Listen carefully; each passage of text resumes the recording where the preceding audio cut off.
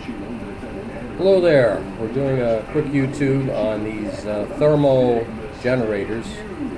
You can get them for about, I don't know, $4 or $5 each. And you put electricity on these, about 12 volts, and one side will get very hot and one side will get very cold. But the interesting thing about these thermoelectric generators is that if you make one side hot and one side cold, you actually generate usable electricity to the point where 4 of these units was able to run this little transistor radio, which was normally taking 3 volts.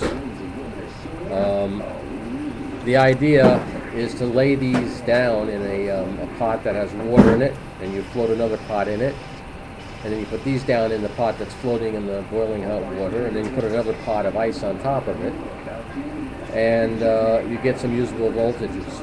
So you don't have to worry about burning these things out because the water can only get to 212 degrees. Now, if you add Epsom salts into the water to a high enough degree, you can get that water up to 250 degrees.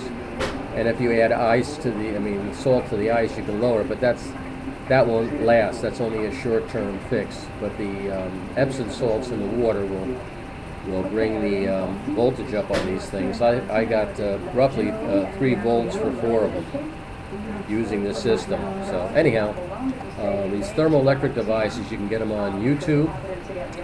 I have, I think, 10 of them coming in, so it should be fun playing around with them. And you can use them you can actually use these as solar cells by pressing a black piece of steel against this and putting a glass pane over that, and the steel will get very hot. It'll heat this up, and the heat will go out the back, and that will generate electricity as a solar cell. So it's a neat thing. Then after when it gets dark out and there's no more sun, you can take this thing out and put it next to your wood burner and generate voltage again, either charge a battery, run a radio.